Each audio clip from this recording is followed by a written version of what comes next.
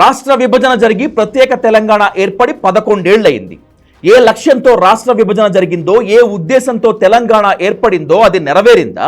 తెలంగాణ రాష్ట్రం ఏర్పడిన తర్వాత ఎవరు బాగుపడ్డారు? రాష్ట్ర సాధన కోసం ఉద్యమాలు చేసిన వారు, ప్రాణాలు అర్పించిన వారు చివరికి ఏమయ్యారు? ఇలా ఎన్నో ప్రశ్నలకు సమాధానం స్పష్టంగా దొరకదు. రాష్ట్ర విభజన కేవలం భౌగోళికమైన విభజన తప్పితే మరొకటి కాదు అనే వాదన కూడా ఉంది. అధికారం ఓ అగ్రకులం నుంచి మరో అగ్రకులానికి మారింది. పవర్ ఓ కుటుంబం నుంచి మరో కుటుంబానికి బదిలీ అయింది. అంతకు మించి తెలంగాణ సాధించింది ఏమిటి అనే ప్రశ్నకు సమాధానం చెప్పే దమ్ము ఏ రాజకీయ పార్టీకి లేదు. రాష్ట్ర విభజన అయితే జరిగింది, కానీ అవినీతి సర్వత్రా ఉంది. ఉమ్మడి రాష్ట్రంలో అవినీతి ఎలా ఉండేదో ఇప్పుడు కూడా అలాగే ఉంది. అప్పుడు పేదరికం ఎలా ఉందో ఇప్పుడు తెలంగాణలో పేదరికం కూడా అలాగే ఉంది. ప్రజల జీవితాల్లోనైతే ఎలాంటి మార్పు రాలేదని క్లియర్ కట్గా అర్థమవుతోంది, తెలుస్తోంది.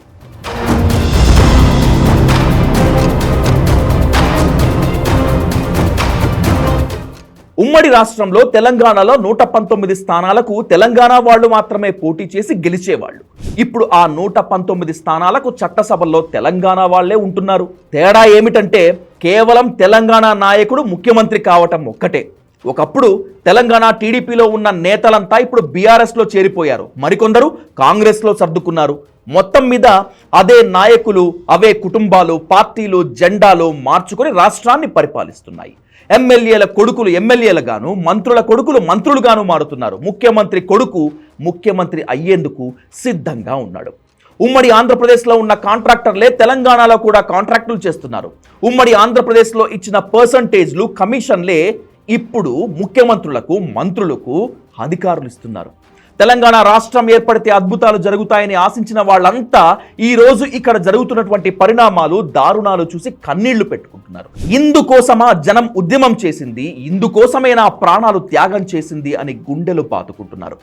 ప్రత్యేక తెలంగాణ ఏర్పడిన తర్వాత కూడా అధికారంలో అగ్రకులాధిపత్యం, కుటుంబ పాలన, అవినీతి, అక్రమార్జన, ఒక పార్టీ మరొక పార్టీ ఎమ్మెల్యేలను కొనటం, అమ్మటం, కాంట్రాక్టర్లు, రియల్ ఎస్టేట్ బిల్డర్లే వ్యవస్థలను నడిపించటం, ఇంతకు మించి కొత్తగా వచ్చింది ఏదీ లేదు.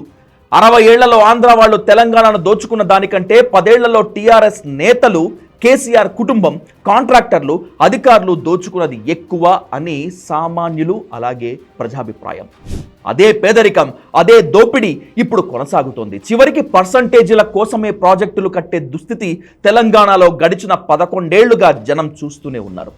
తెలంగాణకు ముందు డబుల్ బెడ్రూమ్ ఇంటికి గతి లేని వాళ్ళు కూడా ఇప్పుడు వేల కోట్లకు అధిపతి అయ్యారు. కొత్త కొత్త బిల్డర్లు, రియల్ ఎస్టేట్ డాన్లు పుట్టుకొచ్చారు. ఎప్పటిలాగే పొలిటికల్ లీడర్లే రియల్ ఎస్టేట్ వ్యాపారాలు చేసుకుంటున్నారు. ఉద్యమ కాలంలో హవాయి చెప్పులు వేసుకుని తిరిగిన వాళ్ళంతా ఇప్పుడు వందల వేల ఎకరాలకు యజమానులుగా మారారు. సామాన్యుల జీవితం మాత్రం ఎక్కడ వేసిన గొంగళిలాగే ఉంది. రోజువారీ బతుకులు అలాగే ఉన్నాయి. తెలంగాణ రాష్ట్రానికి 11 ఏళ్లలో 7.5 లక్షల కోట్ల అప్పు మాత్రం పెరిగింది. ప్రజల జీవన స్థితిగతుల్లో మాత్రం ఎలాంటి మార్పు రాలేదు. దేశంలో నెంబర్ 1 రాష్ట్రానికి లక్షల కోట్ల అప్పు ఎట్లా అయిందిరా స్వామి అంటే సమాధానం లేదు. అప్పులు ఉన్నవాడు నెంబర్ 1 ఎలా అవుతాడు అనే అమాయకంగా ప్రశ్నిస్తే జనాన్ని పిచ్చోళ్లా చూస్తున్నారు.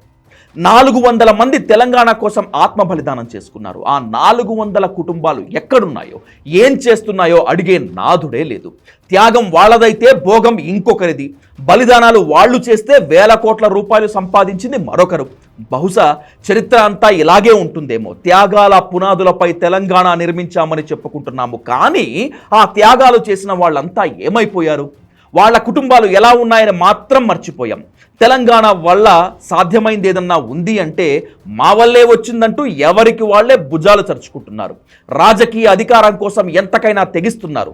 తెలంగాణ రాకముందు రెడ్లు, కమ్మలు ముఖ్యమంత్రులుగా ఉండేవాళ్ళు. తెలంగాణ వచ్చిన తర్వాత వెలమదొరలు, రెడ్లు ముఖ్యమంత్రులు అవుతున్నారు. మరి జనాభాలో అత్యధికంగా ఉన్న బీసీలు, ఎస్సీల మాట ఏమిటంటే ఏదో ఒకరోజు సామాజిక తెలంగాణ వస్తుందంటున్నారు. అది ఎప్పుడో మాత్రం చెప్పరు. ఎస్సీని సీఎం కుర్చీలో కూర్చోబెడతానన్నటువంటి నేత 10 ఏళ్లు ఆ కుర్చీని శాంతం నాకేసిన జనం అడగలేదు. నా పార్టీని గెలిపించలేదు కనుక నేను చట్టసభకు రాను అని బిగదీసుకు కూర్చుంటే ఇప్పుడైనా ప్రశ్నించే వాడే లేడు.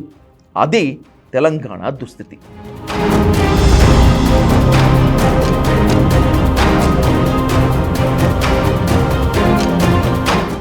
పేరుకి ప్రజాస్వామ్య తెలంగాణ అంటున్నారు. 11 ఏళ్లుగా జరుగుతున్నదంతా రాచరిక పాలనే.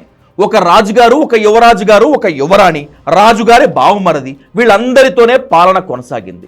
తెలంగాణ కోసం రోడ్డెక్కి లాఠీ దెబ్బలు తిన్న వాళ్ళు, కిరోసిన్ పోసుకున్న వాళ్ళు, బలిదానాలు చేసిన వాళ్ళు, ఇంకొందరు గోడల మీద ఫోటోలుగా, ఇంకొందరు చరిత్రలో చిరిగిన పేజీలుగా మిగిలిపోయారు. తెలంగాణ ఏర్పడక ముందు ఓటుకు 200 రూపాయలు ఇస్తే అబ్బురంగా చూసేవారు. ఇప్పుడు తెలంగాణలో ఓటు 5,000 నుంచి 6,000 రూపాయల వరకు రేటు పలుకుతుంది. ఎమ్మెల్యే సీటు పెట్టాల్సినటువంటి రేటు 50 కోట్లు దాటింది. అసెంబ్లీ ఎన్నికల్లో నియోజకవర్గ ఖర్చు 100 కోట్లు మించిపోయింది. రాజ్యసభ సీటుకి కనీసం 100 కోట్లు ఇవ్వక తప్పని పరిస్థితి. ఇది 11 ఏళ్లలో తెలంగాణ సాధించిన అభివృద్ధి. గ్రానైట్ వ్యాపారులు, ఫార్మా కంపెనీ ఓనర్లు, రియల్ ఎస్టేట్ బిల్డర్లు ఇప్పుడు తెలంగాణ తరపున చట్టసభల్లో చక్రం తిప్పుతున్నారు. మెయిన్ రోడ్లు, ఫ్లైఓవర్లు మాత్రమే మెరిసిపోతున్నాయి. మిగిలిన రహదారులన్నీ మురికివాడల్లాగే మిగిలిపోయాయి. వీధి కుక్కలు చిన్నారులని కరిచి చంపేస్తున్నాయి. జిహెచ్ఎంసీలో ఫినాయిల్ సీసాలోనూ కమిషన్ కోసం అధికారులు కక్కుర్తి పడిపోతున్నారు. వీధి కుక్కల నుంచి కనీసం చిన్నపిల్లల్ని కూడా కాపాడలేరు. తెలంగాణ ఏర్పడితే అన్నీ మారిపోతాయని అనుకున్నాం, కానీ అవన్నీ భ్రమలేనని తేలిపోయింది. నారాయణ, శ్రీ చైతన్య కాలేజీల్లో వందలాది విద్యార్థుల ఆత్మహత్యలు యథావిధిగా జరుగుతూనే ఉన్నాయి. భూములమ్ముకొని, భూములపై అప్పులు తెచ్చుకొని పబ్బం గడుపుకుంటున్నాయి ప్రభుత్వాలు. రోడ్లపై అనాథ బాలలు, వీధి పిల్లలు దిక్కుతోచని స్థితిలో తిరుగుతూనే ఉన్నారు. ఒక్కొక్క అధికారి మీద ఏసీబీ తనిఖీలు చేస్తే 100 కోట్ల రూపాయలు అడ్డంగా దొరుకుతున్నాయి. మరి ఉమ్మడి రాష్ట్రానికి, తెలంగాణకి ఏం తేడా ఉంది? అప్పటికంటే ఇప్పుడు అధికారులు పెరిగారు, అప్పటికంటే ఇప్పుడు జీతాలు పెరిగాయి. ఉన్న సెక్రటేరియట్ కూల్చి జనం సొమ్ముతో కొత్తది కట్టాం. పాత సీఎం ఇంటిని పక్కకు నెట్టి కొత్త సీఎంకి మరో ఇల్లు కట్టుకున్నాం. పాత కార్లు షెడ్డుకి పంపి కొత్త సీఎం కోసం సరికొత్త కార్లు కొన్నాం. ఖర్చు పెంచాం, అప్పులు తెచ్చాం. పట్టుమని 10 మందికి ఉద్యోగాలు ఇవ్వలేకపోయినా ఈ రేసులు, మిస్ వరల్డ్ పోటీలకు మాత్రం తక్కువేమీ కాదు. మొత్తం మీద కొందరు నేతలు, కొన్ని కుటుంబాలు మరో 1000 ఏళ్లు హాయిగా బతకటానికి కావాల్సినటువంటి సంపాదన ఇచ్చింది తెలంగాణ రాష్ట్రం. సామాన్యుడి బ్రతుకు మాత్రం అప్పుడు ఇప్పుడు ఒకటే అని నిరూపించింది తెలంగాణ రాష్ట్రం.